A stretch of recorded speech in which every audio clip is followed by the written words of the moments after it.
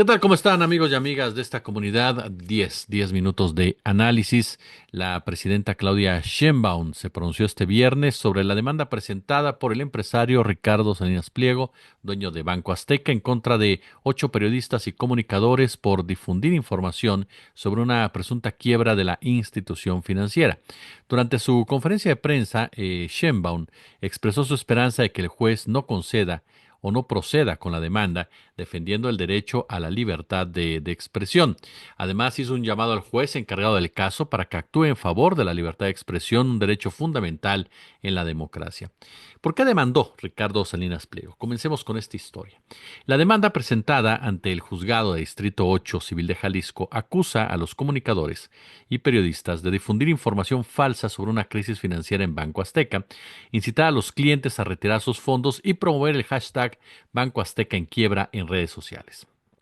Entre los demandados se encuentran Jorge Gómez Naredo, Víctor Aramburu, Vicente Serrano, Sandra Aguilera, Hans Salazar, Ignacio Rodríguez, Miguel Ángel Pelayo. Banco Azteca asegura que estas acciones causaron la salida de 885,000 clientes, una reducción del 80% en los saldos de más de 801,000 cuentas y la pérdida del 7% de los depósitos totales del banco. Salinas Pliego exige que los periodistas publiquen un extracto de la sentencia, eliminen los mensajes considerados ilícitos de sus redes sociales, paguen una indemnización económica y se abstengan de difundir información sobre una supuesta quiebra del banco y cubran los gastos legales y daños punitivos. Por su parte, los comunicadores, encabezados por el periodista Hans Salazar, anunciaron que preparan una contrademanda colectiva para defender su derecho a informar y a criticar.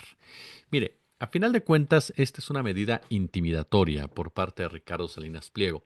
Ustedes recuerdan que cuando comenzó este debate, Salinas Pliego se mofó incluso de los comunicadores, de los opinadores, de los periodistas en YouTube, asegurando que nada de lo que dijeran ni nada de lo que hicieran iba a afectar a su banco y a otras empresas porque eran muy sólidas y porque la credibilidad y el alcance de estos personajes no llegaba o no, o no lograba generar algún tipo de reacción.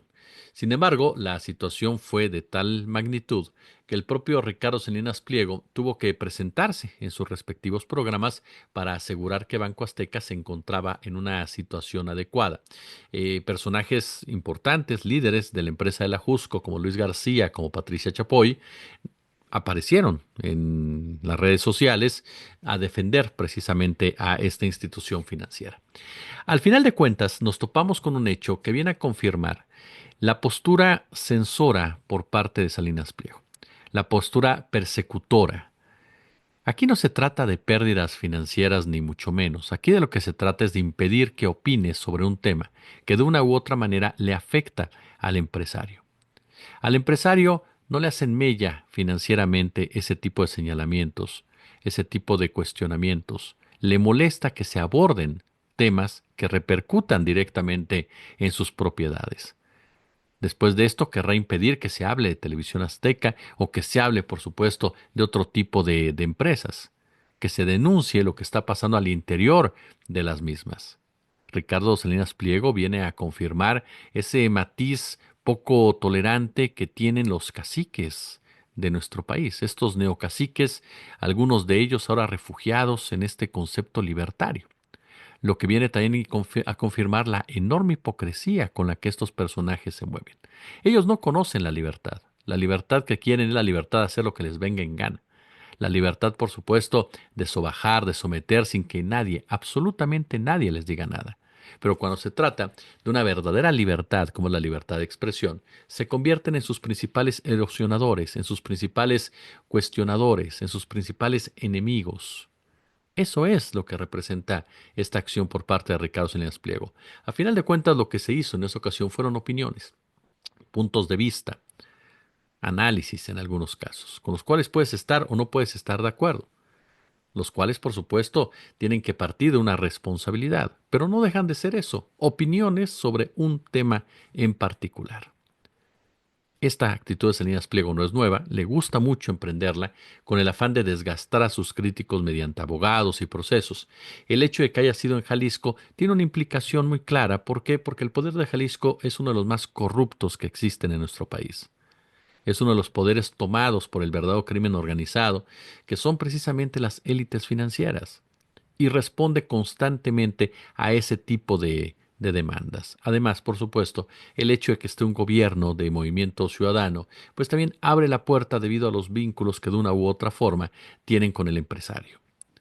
Aquí estamos, insisto, ante un acto que va en contra de la libertad de expresión, que busca sentar un precedente sumamente peligroso para que no se hable sobre ciertos tópicos que se relacionan con los hombres y mujeres del dinero. Quieren controlar precisamente todo, absolutamente todo lo que se diga de ellos. Si Ricardo Salinas Pliego se pone en una actitud tan purista en el tema de las verdades y mentiras, bueno, tendríamos que pensar en demandar a Javier Alatorre, porque por órdenes de él, porque así lo reconocieron y lo reconoció él mismo. ¿A qué me refiero? A que Salinas Pliego asegura que nada de lo que pasa en su empresa se mueve sin que lo sepa. Asegura que todo lo que se dice en su empresa es porque él lo autoriza, porque así es su línea editorial. Bueno, entonces cuando Javier Alatorre apareció diciendo a nivel nacional e internacional por el alcance de plataformas que el COVID no era tan grave, que no había que hacerle caso a Hugo López Gatell, cuando era una pandemia que generó muertos, una pandemia que generó muchos daños a la sociedad. TV Azteca decidió actuar de manera irresponsable. TV Azteca decidió actuar de manera mentirosa. TV Azteca decidió actuar de manera facciosa para defender los intereses de su dueño, y todo por órdenes de este. Hablemos entonces también de demandas en torno a ese tipo de acciones, de una mentira vil, manipuladora. Lo mismo pasa cuando se habla de una educación comunista, cuando no tienen ni idea de lo que es una educación comunista, ni lo que es el comunismo en realidad, ninguno de los que salieron a decir nada. Son bastante limitados en cuestión de conocimientos políticos. Pero uno lo entiende de parte de los chicos y chicas que leen el prompter, porque a final de cuentas pues son las órdenes de tu patrón. Y a lo mejor tú entiendes lo que es el comunismo, pero no lo vas a decir, porque el que te paga te está ordenando otra cosa. Ese es otro debate.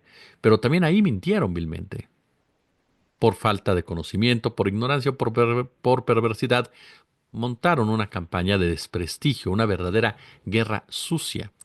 Y podemos ir revisando caso por caso, podemos revisar la huelga en Ciudad Universitaria, podemos revisar, por supuesto, las campañas en contra de sus enemigos políticos. Podemos hablar de las campañas que han lanzado con el tema del Infonavit, por ejemplo. Y nos vamos a topar con una empresa sumamente mentirosa y un dueño que utiliza la mentira como una forma de ataque. Y ahora, por supuesto, lo que quieren, lo que buscan, a final de cuentas, ujú, es cercenar la información.